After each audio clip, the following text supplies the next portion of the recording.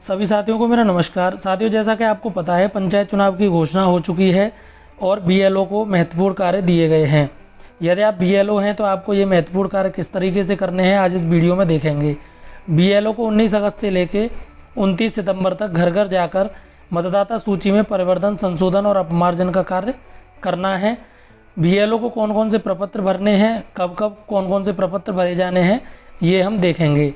देखिए, सबसे पहले गणतंत्र है, ये घर घर सर्वे के दौरान भरा जाएगा। नए मतदाता जो जुड़ेंगे उनके लिए परिवर्तन सूची, जो मतदाता हटेंगे उनके लिए विलोपन सूची, और जिन मतदाताओं की डिटेल्स में कोई संशोधन होगा उनके लिए संशोधन सूची तैयार होगी। तो आज इस वीडियो में हम ये देखेंगे कि गणना पत्रक किस तरीके से भरा जाएगा, इसको सावधानी से किस तरीके से भरना है। इसमें देखिए, प्रत्येक परिवार में होने वाले परिवर्तन, संशोधन और अपमार्जन की सूचना इसमें भरी जाएगी। जब आप घर घर सर्वे के लिए जाएंगे तो गणना प्रपत्र के साथ मतदाता सूची जरूर ले जाएं। यहाँ पर देखिए, आपको वार्ड दिया हुआ है, तो आपको प्रत्येक वार्ड में, प्रत्येक घर में जाकर सर्वे का कार्य करना है। अगर आप पहली बार चैनल पर आए हैं तो चैनल को सब्सक्राइब कर लें। आपको वीडियो हेल्पफुल लग रहा है तो वीडियो को लाइक कर लें और इसे शेयर भी कर दें। अब देखिए, हम देखते हैं सबसे पहले गणना पत्रक में ये जानकारी आप किस तरीके से भरेंगे। सबसे पहले आप अपना जनपद भर देंगे, उसके बाद आप अपने विकासखंड का नाम, ग्राम पंचायत का नाम भर देंगे और ग्राम पंचायत के जिस वार्ड में आप कार्य कर रहे हैं उस वार्ड की संख्या आप भर देंगे और जिस मकान में आप सर्वे कर रहे हैं वो मकान संख्या आप यहाँ पर भर देंगे। अब देखिए, नीचे की डिटेल्स आपको किस तरीके से भरनी है वो हम आगे देखेंगे।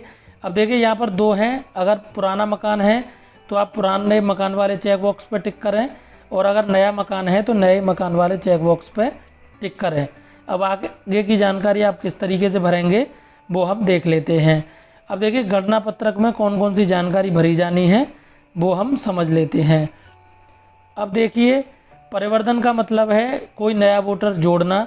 आप उसी वोटर को ऐड करेंगे जिनकी उम्र 1 जनवरी 2025 तक 18 वर्ष या उससे अधिक हो गई है। यदि किसी मतदाता की जानकारी में कोई संशोधन होना है, जैसे कि नाम, डेट ऑफ बर्थ, जेंडर आदि में, तो उसके लिए आप संशोधन करेंगे। और यदि किसी मतदाता को आपको मतदाता सूची में से हटाना है तो उसके लिए आप अपमार्जन करेंगे।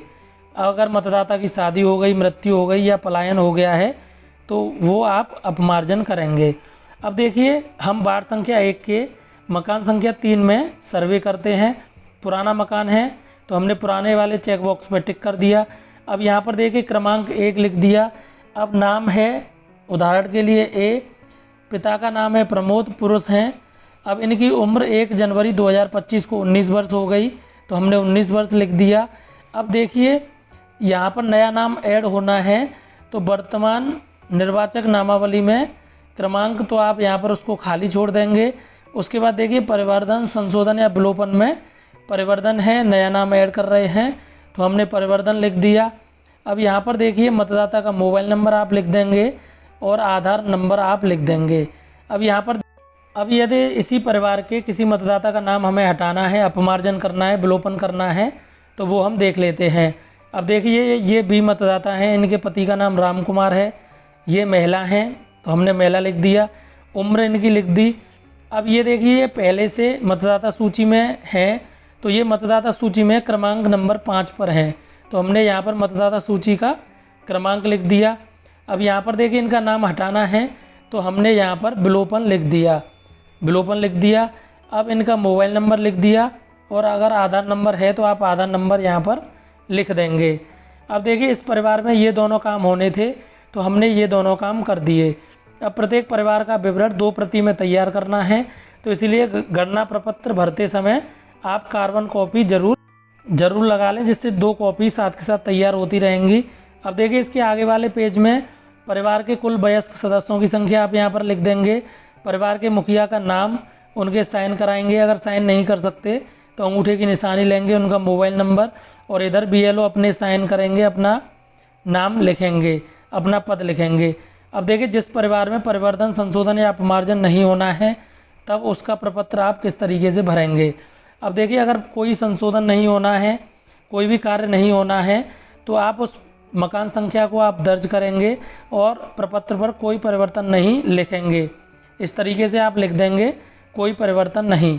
अब यहाँ पर देखिए मुखिया का नाम आप लिख देंगे, मोबाइल नंबर लिख देंगे, मुखिया के साइन करा लेंगे।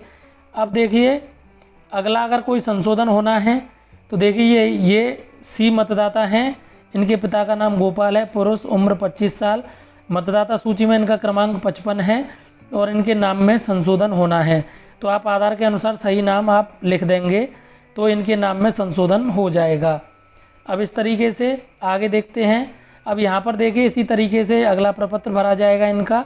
मुखिया का नाम आप लिख देंगे, मोबाइल नंबर लिख देंगे, साइन करा लेंगे, बीएलओ अपने साइन कर देंगे। अब देखिए अगर कोई नया मकान है तो नवनिर्मित मकान जिनमें निवास करने वाले निर्वाचकों के नाम वर्तमान निर्वाचक नामावलियों में दर्ज नहीं है, उन सभी के नाम आप गणना प्रपत्र में भरेंगे और मकान संख्या उनके मकान की संख्या के अनुसार लिखेंगे और नए मकान संख्या पे आप टिक कर देंगे। उसके बाद ये अगला प्रपत्र आप भरेंगे, मुखिया का नाम, साइन वगैरह आप कराएंगे। तो जो गणना प्रपत्र आप यहाँ पर भर रहे हैं ये सभी डाटा आपको EBLO ऐप पर ऑनलाइन करना होगा।